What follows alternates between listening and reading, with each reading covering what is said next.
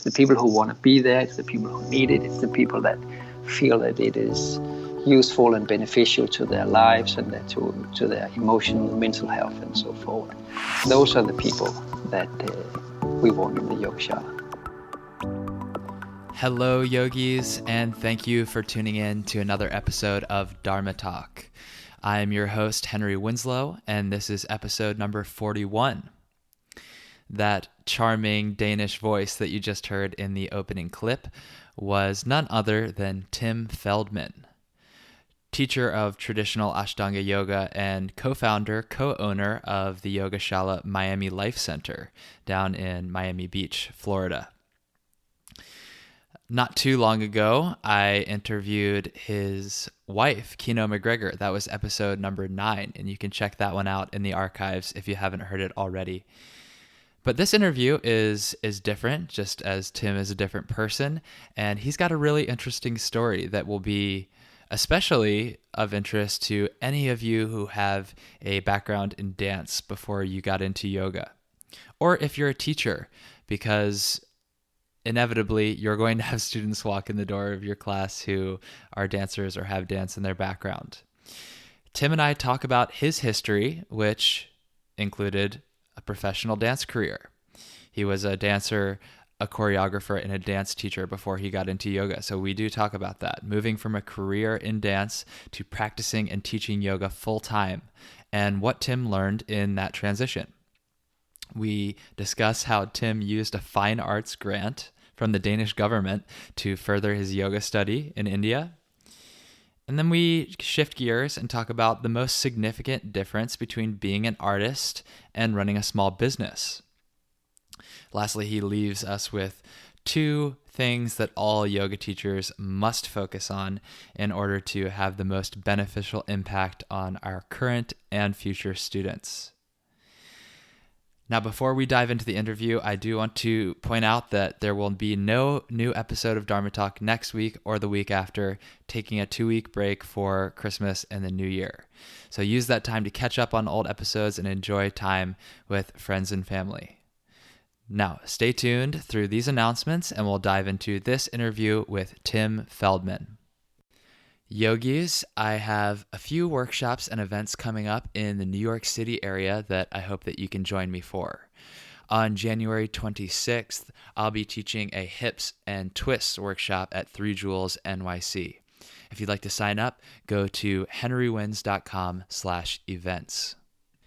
If you'd like to dive deep into your yoga practice and yoga study, I have a couple of options for you coming up in the new year at Lighthouse Yoga School in Brooklyn, New York.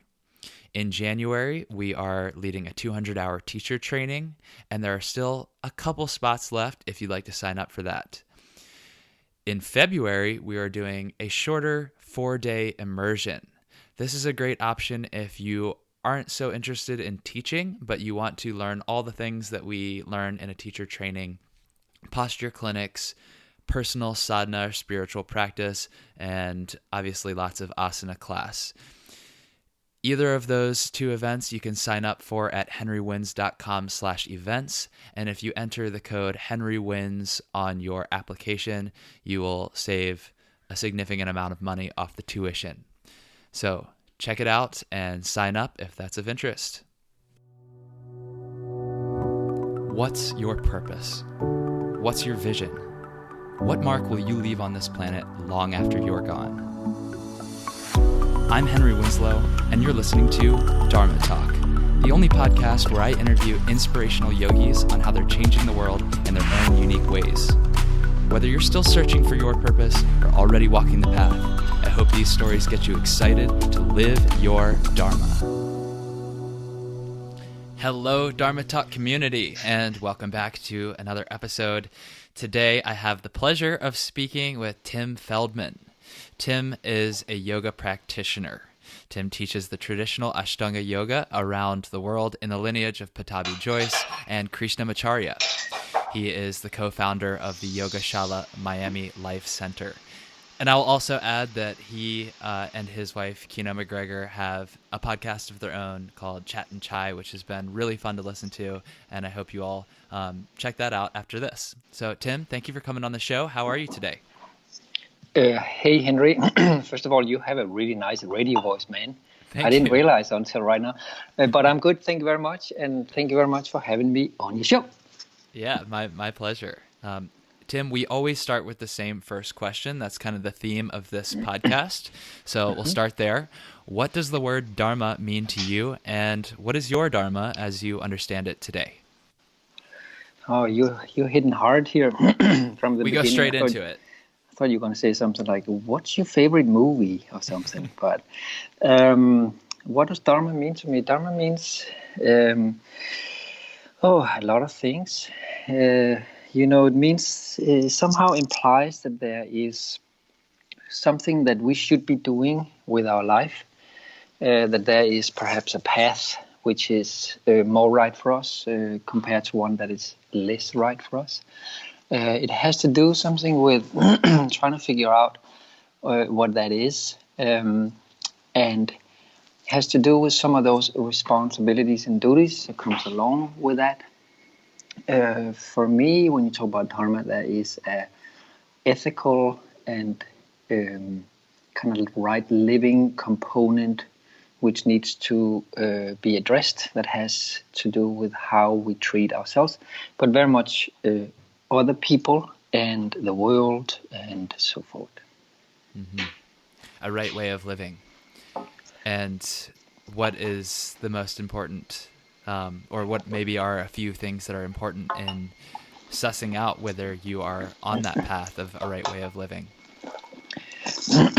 Well, if I may, I will draw right into the yamas and the niyamas, particularly the yamas, where a sense of kindness and loving kindness, as the Buddhists say, a sense of living where we try to hurt other people as little as possible, where we coexist in a harmonious way with everyone and everything around us, first of all. And then also that there's some kind of appreciation for honesty within ourselves and within others, so we can trust each other. I would say those are the two first and primary components to living your Dharma. And as you can hear, we already talking a little bit like moralistic, and there's some ethical consideration that needs to be considered here. Yeah. And I don't know if the listeners go to the same place I do when I hear that, but right away I'm the person who wants to complicate things. And if you're looking at those two priorities, you have the one of not harming people or yourself, and then you have the other of being honest as much as possible. What happens when honesty hurts? Oh, if I may remain within Patanjali's great golden nuggets here, we do generally work from the idea that unhurtfulness is number one and truth is number two. Or as the Dalai Lama says, you should only speak the pleasant truth, which is, and the golden shining example is when your wife says, "Does my ass look bad in these pants?" Right? And you have two choices: you can be truthful or you can be loving, and you know which one to choose. Yeah, a good example. So, Tim, I mentioned in your intro that you teach traditional ashtanga yoga, specifically, around the world as a guest teacher, but also you have your yoga shala at Miami Life Center. What does your personal yoga practice look like these days as it relates to being a teacher and being on the move all the time, and also as it relates to being a practitioner of a traditional, regimented, routinized practice? Well, it's a little bit less than I would like it to be. I find myself mostly on my mat 5 days a week. That's one. Second, I turned 52 this year, turning 53 next year. So I generally work from the idea where I ask my body a little bit more than I tell it. So when I was younger, I would tell it what to do, and then it would more likely do it. These days, I have to be more in dialogue and saying, what can we do today? And so I'm trying to negotiate how my body feels to make sure that both me and my body, we can, have a pleasurable and deep experience on the mat with no unfortunate repercussions after. I think that's a good way to look at it.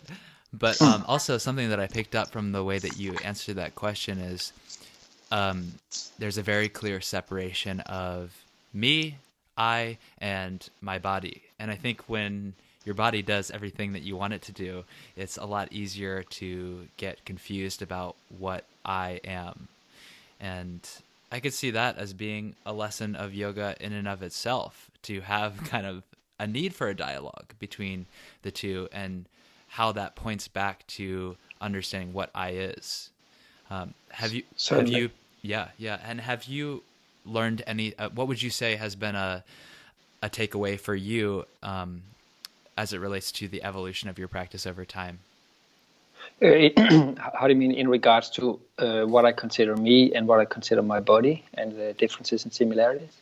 Sure, that, or maybe anything else that you've kind of learned as a practitioner for many, many years, seeing how it's changed over time. Oh, it's a good question. I think when I started, I thought that I came in from dance. I was a young dancer and choreographer at the moment and was very interested in movement in space and intricate movement, and very much working in the field of movement invention, in the creative aspect of making movements up from scratch and using many different types of inspiration, not only from dance, to define what was interesting to do with the body or not. So when I started to do yoga, I saw all these intricate folding positions like Padmasana and Garbha and Gandhu Birandasana, and I thought that looked so interesting. So that was very drawing for me at that time. And also my very first teacher, Lino Mele, he moves like a dream. And as a young dancer there, I just thought, whatever this man is doing, whether it's dance or yoga or whatever kind of movement system he's into, I want to learn from him. So the combination of that drew me in, and that kept me going for quite a while. I think at some moment that source ran dry, and that happened at the same time as I started to become more interested in the underlying teachings about what yoga actually aims to do, and what asana is placed in the yoga tradition as a vehicle for. And when I started to read more on that, that has since become more interesting for me. And I find that there's something about doing asana almost every day that works a part of my brain and a part of my consciousness in a way I really like. And of course, now you're going to ask me what that means, right? Which I don't know what to say to. Well, man, now I got myself in trouble here. So I find that there is so much wisdom and there's so much knowledge in these old shastras, like Patanjali's Yoga Sutras, for instance, which I can somewhat tap into and begin to understand a little bit better than when I do my practice. And I find that if I don't do my practice, that goes stale. But by practicing every day, I keep some kind of a kinesthetic, continuous relationship with this material, this knowledge, where it reveals itself a little bit to me every day on the mat. And that can become almost addictive, I find. That's very interesting. Mm-hmm. Yeah, no, I do know what you mean when you say you dug yourself into a hole by opening this can of worms that you can't really explain. But I think that's part of what is so powerful about the experience of consistent yoga practice is there is something indescribable, ineffable about the truth that comes out of it. And, I people say agree. the same thing about taking mind or conscious altering drugs too. It's like there is they're very similar things that people talk about. I just listened to this book by Michael Pollan called How to Change Your Mind, and I couldn't help but notice like these anecdotal narratives about taking psychoactive drugs and how they said it created an idea of unity with all, and you can't explain it. So, if we're doing yoga every day, maybe we don't need to do all of those things. Yeah, for sure. So that was really interesting to hear that you came from a background of dance. So you obviously had some mobility and quite a lot of body awareness if you were a dancer. What do you I think suppose. happened? What do you think happened that made you sort of shift your perspective on the shapes being there for the sake of aesthetic and making a beautiful image and into doing something different? Well,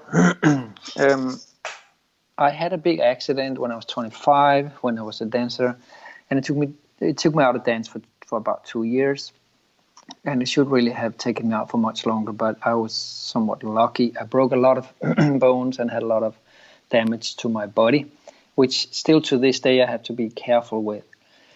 And in the process, and actually in the end of my rehabilitation after 2 years, a friend took me to a yoga class at Jivamukti, and I started to do some of those asanas, and I could feel how healing that felt, like completely and directly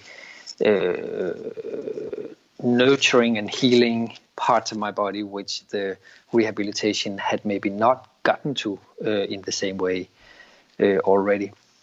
So it became this tool for me at first to get my body ready for rehearsal. So I was ready to dance for someone else, and very quickly I stopped taking dance classes because I felt that this type of movement, this kind of vinyasa, ashtanga-based yoga asana, was making me heal and making me stronger and more flexible. And then it became this little place, I would roll out my yoga mat in the dance studio and I would do my asanas. And when I finished my asanas, I would be ready for the rehearsal. So it became a very clear tool that I suppose I just simply couldn't get around. Mm-hmm. So in the beginning, it was sort of therapy and preemptive or prehabilitation for your dance. Mm-hmm. And I guess at a certain point, you made a switch where it was no longer there to serve the dancing specifically and more to serve yourself or something Yes. more general or broader. Yes, I was in those days I was a dancer and I was also teaching dance. And then a little bit later I started to choreograph. And I found myself more and more rely on my yoga practice when I was teaching.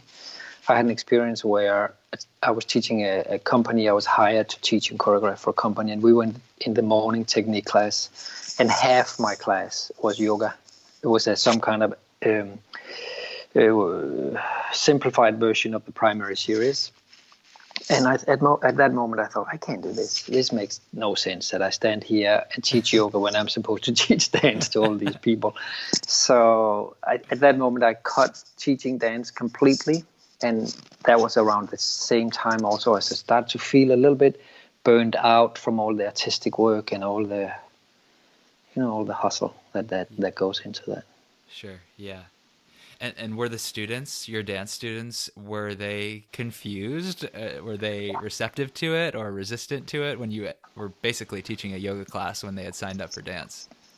Well, it was like at best it would be 50-50.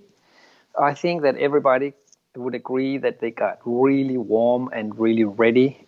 So a dance class usually consists of some technical exercises that starts very simple and gets more and more complicated in the beginning of a class. The complexity starts to move, the complexity of movement and warm-up starts to move through space, and at that time then you switch over and you start to teach a combination of steps that moves through space. So I would usually use the yoga for all the stationary, and then I would take yoga-based exercises into space. And then from there, we would go into choreography, and I would teach them a phrase. And I think a good part of the dancers, they generally like the last bit, but they kind of thought that the first bit didn't keep them established in the dance vocabulary, in the balletic vocabulary that they wanted to keep up with.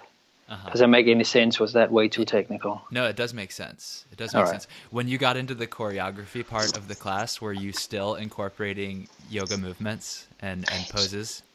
Well, during those days, I was funded from the Danish government to create work and to travel with my work in the world. And as part of that, they were giving me a certain funding for research and development. And one of the things that I used this money for was to travel to India and study ashtanga yoga. And I would come back and I would, for instance, I made a solo for myself that was based on the primary series. I don't think that you would be able to really see it, but for me, it was movement by movement based on the primary series. So I suppose the answer to your question is yes. Yeah. That is really interesting, because I've met a lot of yoga practitioners who have a background in dance, but I would say that the way that they apply it is more so just in the flexibility of the body, not so much of a creative overlap in terms of applying yoga techniques to dance or dance technique into yoga. So that's really cool. And when you started teaching yoga more explicitly and rather than, under the guise of it being a dance class, did you find that dancers gravitated to you in your classes? So let me see if I got the question right. So you said when I started to teach more yoga outside of the dance, if my dancer students would come to the yoga class, was that the question? Yeah. There was a period of time where I just kind of stopped teaching. And then my friends in the yoga world, they would ask me if I would sub their classes sometimes, if they would go and study with Pattabhi Jois and they would need a sub for a while, or they got sick, whatever happens. So I would just step in and teach kind of incognito. And there wasn't a large overlap in the yoga community in those days. We're talking late 90s, early 2000s. There was not so many people that knew about Ashtanga yoga. Now 20 years later, it's everybody knows Ashtanga yoga, and there's an Ashtanga class in each gym everywhere. But at that time there was not. So the dancers hadn't really found it yet. So I would teach to people that came from a yoga background, which was very different people that was doing dance. Right. So the first time you went to Mysore, it was under the research grant from the Danish government for your. It was. Yeah.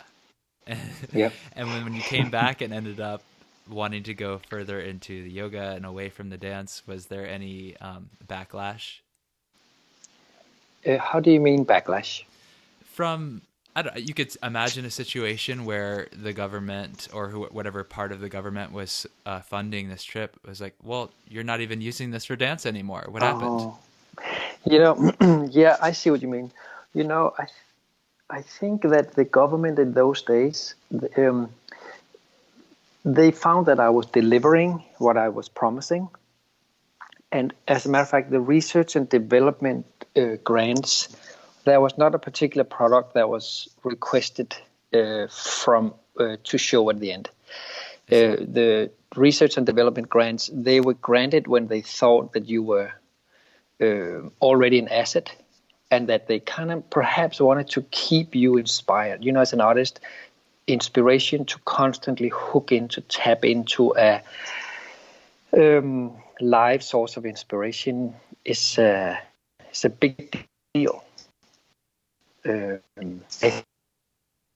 So the Danish government was giving these grants, I think, to make sure that the artists that they chose to support didn't grow old and stale somehow. So I could do whatever I wanted with those money. Then I had another batch of money, which was for production. Now those were much more tightly regulated. I see. That makes sense. It's kind of like in the Renaissance when artists had patrons who just helped them to have the resources they needed to continue putting out cool new stuff and inspiring the rest of the community and society. Something like that. I think we need more of that. That sounds like a pretty good deal. The Danish government, they put a lot of money into arts in the 90s. And, there was a big crisis in the early 2000s, and they started to wean all that stuff back. So I see. It's different these days, I hear. But luckily, I'm not part of that. Yeah, it was a moment in time, and you were there at the right time. It was a good time. So how did you move from Denmark to the U.S. and end up in Miami and opening your yoga shala?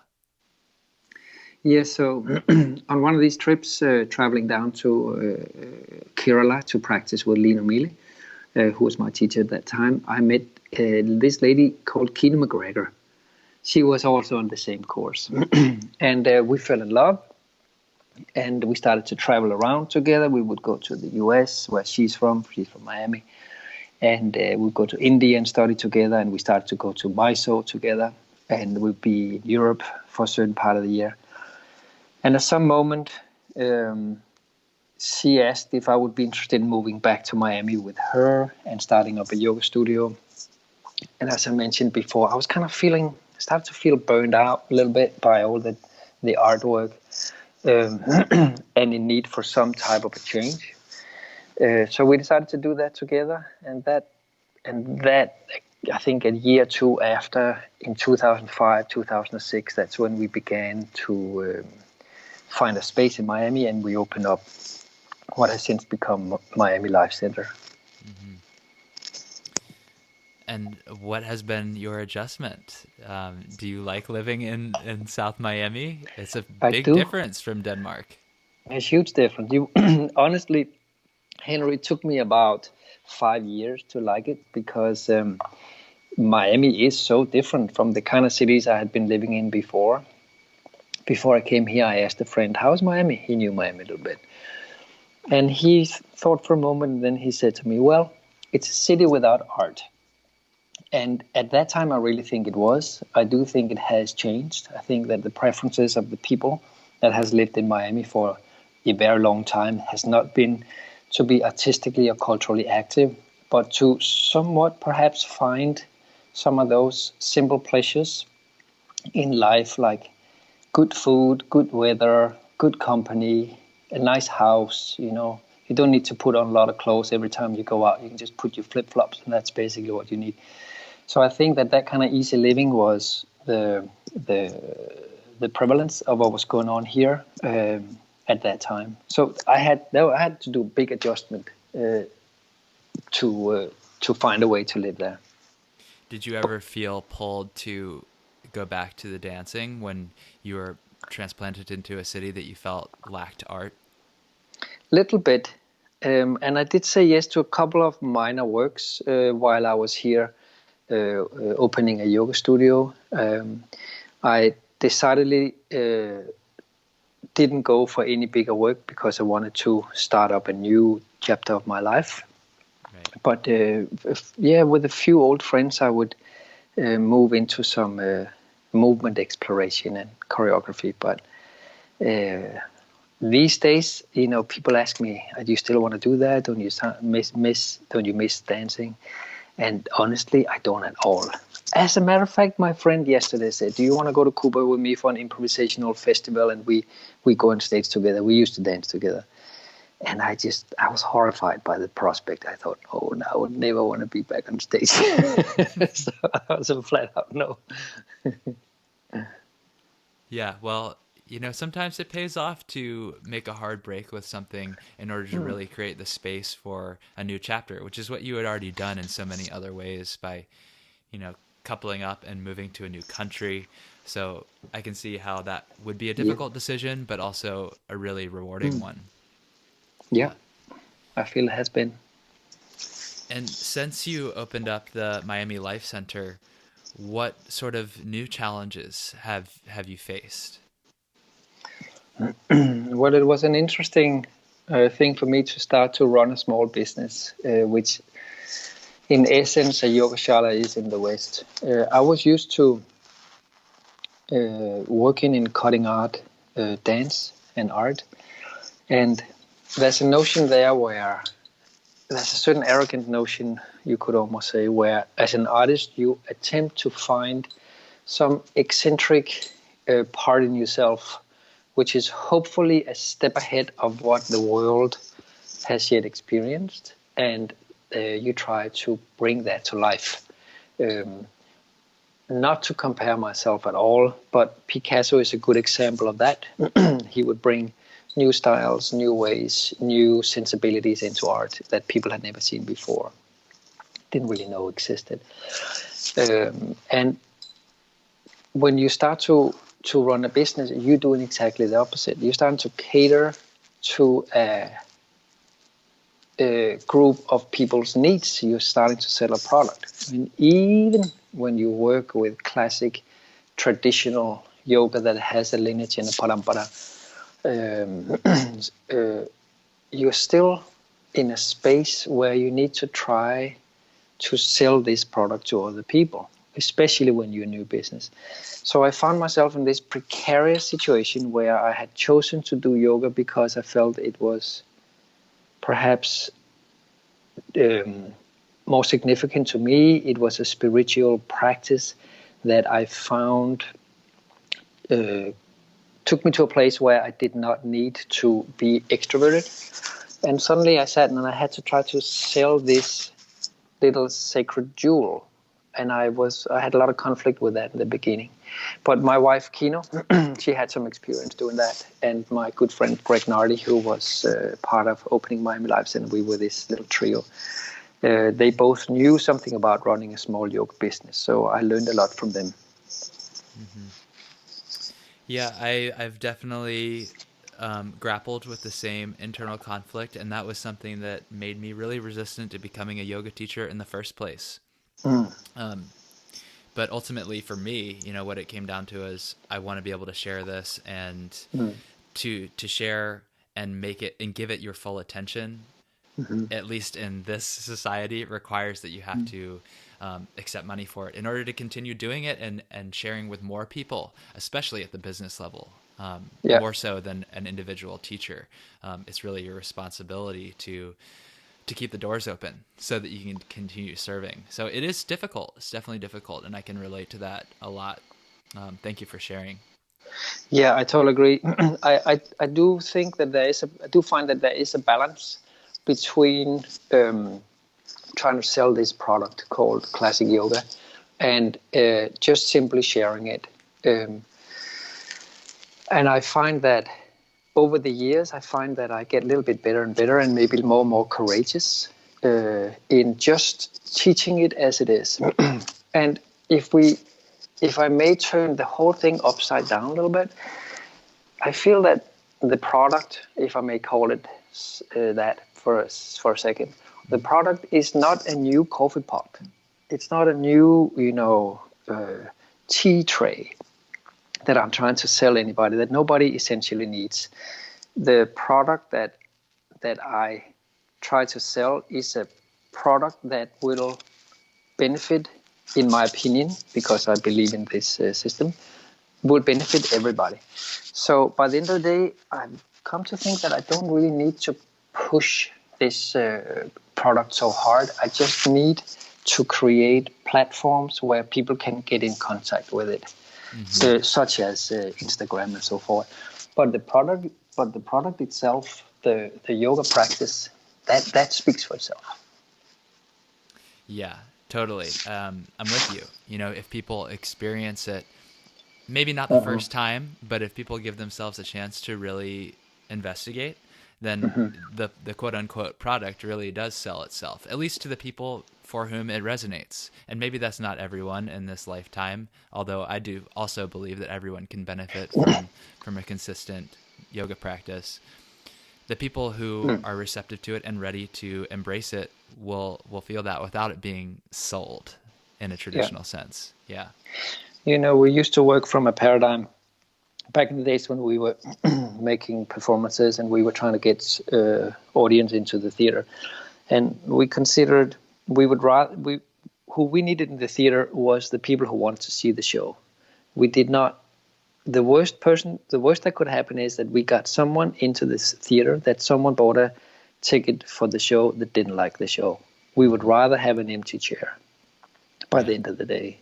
And it's the same with yoga. It's the right people you want in the shala. It's not any people. It's the people who want to be there. It's the people who need it. It's the people that feel that it is useful and beneficial to their lives and to their emotional and mental health and so forth. Those are the people that we want in the yoga shala. Yeah, yeah. I have a lot of yoga teachers and I would guess a fair number of yoga studio owners and yoga business entrepreneurs who listen to this podcast. Do you have any words of advice for anyone who's maybe in your shoes, but a few years earlier and maybe just getting started with opening a yoga studio, how they can reconcile that same conflict if they're going through it, and maybe a tip or two for creating a good experience that invites the right people into the school rather than bringing in anyone and potentially having the wrong experience, having that person at the show who didn't want to see it? Well, I think education and communication is maybe the two most important things. So first of all, I think we cannot train and practice and educate ourselves enough. You know, it's an ongoing thing that needs to be there at all time. In that way, our information is fresh and clear and experienced. So that's very important. And when there is a solid base within us that we can draw upon, we can step aside almost and just communicate that wisdom, that knowledge that exists and that has been passed along to us. And then our job is after that is to figure out, how do I communicate this in the most kind, honest, and effective way to each individual, so we can learn to talk about it very simple. I think, was it Einstein who said that if you cannot explain it to your grandmother, if you cannot explain a paradigm to your grandmother, you haven't understood it well enough. So I think we need to find out how we can talk about yoga in a way that everyone can understand it at all times without feeling, that they need to study more or that they're stupid or something like that. Yeah. It kind of really goes back to that same pair of ethical principles that you mentioned in the beginning as being part of our Dharma. Can you be honest in a way that is not only truthful, but also non-harming, even emotionally? And that's definitely our duty as teachers and carriers of this torch, so to speak. If we want to share this to people who are right at the cusp of being ready for it, but haven't been exposed yet, the way to do it is not to drown people with something that seems scary, intimidating, or pretentious. So I love what you just said. I think that's a really, really smart point. All right. Thank you. Yeah, totally. We were also speaking before we got on the recording here for this podcast that I know you've got another hobby, which is riding motorcycles. And you just came back from a trip. You mind sharing a little bit about that? Not at all. Yeah, I have a hobby. I've been driving motorcycles maybe for 10 years, a little bit more. Started driving motorcycles in India as transportation, and then slowly just realized that this was really a lot of fun. And as I moved to Miami after some years, I bought a motorcycle, and I recently bought a new motorcycle, and this new motorcycle I like better than any motorcycle I've been riding before. So I'm currently in a process where I'm trying to figure out where does entertainment fit in my spiritual life. Because if you read Patanjali, there's not a lot of mentioning of entertainment in there. Yeah. And every morning, and then I'm supposed to go on my yoga mat, but in my garage is this two-wheeler that I really want to ride. So I'm sitting there on the stoop to the garage, looking at my motorcycle and talk to it, as a matter of fact, and say, you know what, I'm going to have to go on the mat for a couple of hours, but I'll be back, and then we can take a ride.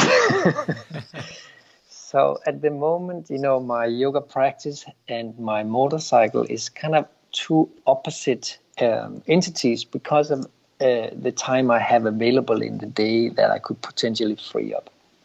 So that's my new what's that called, paradigm of suffering in my life. Yeah, it's the angel on your shoulder and the devil on your shoulder calling you over to the bike. Exactly. Do you ever find that there are aspects of the yoga practice that apply while you are taking these trips when you're on the ride? Oh, yes. So that's where you were going. So we spoke about that a little before, didn't we? So, yeah. So I had this experience recently, for instance, where I was riding on the highway. It was raining, and we were going 80 miles per hour or something like that. And there was lots of cars around, and it was getting dark. And when all that compiles together, then that can be a little bit scary on a motorcycle because the protection level is still kind of low. So I tend to get a little nervous. I tend to get a little anxious. And as you probably know, when we get anxious and nervous, then the body starts to get a little bit more tight, and our reflexes start to get a little slower and so forward. So I was thinking, how can I relax a little bit in this moment? So I start to do some Ujjayi breathing, and I start to do a little bit of Mula Bandha because that tends to help. That takes me down into my Muladhara, and when I'm there, then I tend to overthink things a little bit less.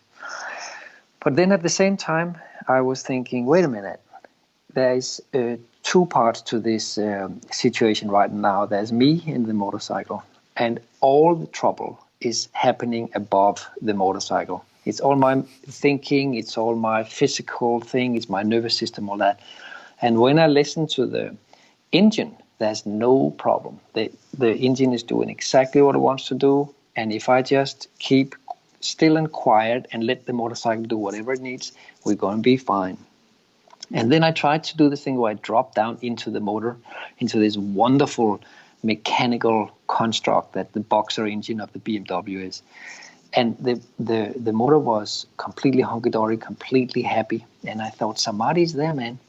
So then from there, I just dropped my consciousness into the motor, and then we were riding along. And it was this whole spiritual experience. It was my little Zen moment there. Yeah. You went from dharana to dhyana straight to samadhi. Right? Something like that, yeah. Inside the motorcycle, in the engine. Yeah. Tim, do you have any things coming up either at the Miami Life Center or elsewhere that you would want to share with the audience? Maybe some things that our listeners might be able to join you for? Yes. First of all, we have my teacher, Shalaji. He's coming in May to guest us again in Miami, the very first week of Miami, of May, from May 1 to 7, 2019. And he'll be teaching primary series and intermediate series, and we would love to see you down here. He is on a U.S. tour. Right before that, he'll be in Stanford, California, teaching for a week there. Same program. And when he leaves us here in Miami, he'll go to New York and teach up for Eddie Stern at the Brooklyn Yoga Club at Ashtanga Yoga, New York. I forgot the exact dates, but the week after that. So that is so exciting for us. It's such an honor to be able to welcome Sharat, that he says yes to our invitations to come here the second time. That's super exciting. So that's the first thing. And the second thing is I'm teaching a workshop in March at Miami Life Center.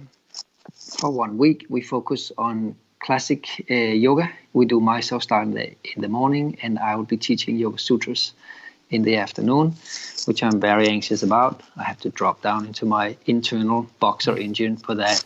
It's the first time that I teach a full week of more like academic structure Yoga Sutra. Usually I prefer just to use it as part of the asana teaching and talk about it when it comes up with a student. I feel that's perhaps the best way to learn what Patanjali is trying to say, what yoga is about. But I'm going to try to give it a go, in that good old-fashioned classroom format. So come down and support me. By the way, those classes are free because, I don't know to which degree I can deliver. Okay, so you heard the man. Come down to Miami Life Center in March for the Yoga Sutras lecture series, and in May you can take class from Shrat Jois, either in Miami or another one of his stops in the U.S. tour. If you're in New York, he's going to Eddie Stern's Shala. Very cool. Thank you for sharing all of that. And Tim, apart from getting your message out on this podcast, what are you doing today to live your Dharma? What am I doing today? I have a bunch of emails that is calling at me. Is that part of? I suppose that's part of my Dharma. I suppose it is. That's it for today. Cool. Well, now seems like the perfect time to move on to the final section of this interview. All of these Dharma Talk interviews end this way with what I call the prana round. So I'm going to ask you 6 rapid-fire questions and ask you to answer minimum 1 word, maximum 1 sentence. Okay? Yep. All right. Here we go. Yeah, always got to get the nice throat clearing in before the prana round. This is where you sink into the Muladhara.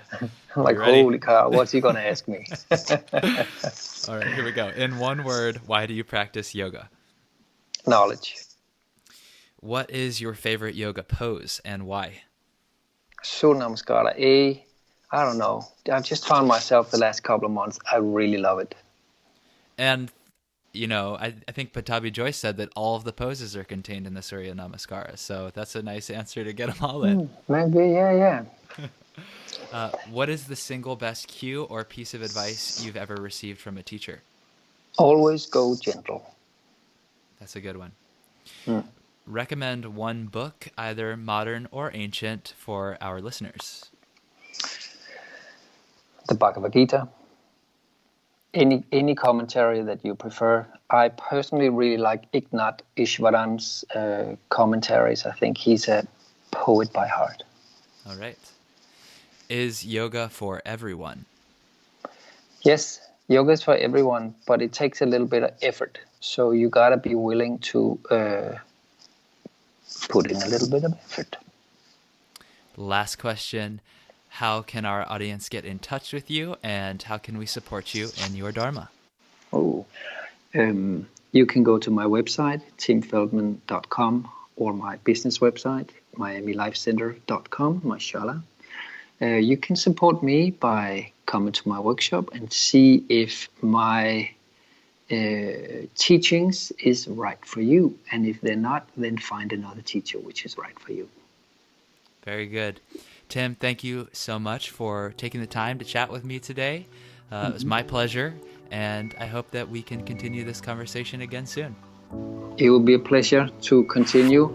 Henry, I hope to see you soon in Miami or in California or something like that. And thank you so much for having me in.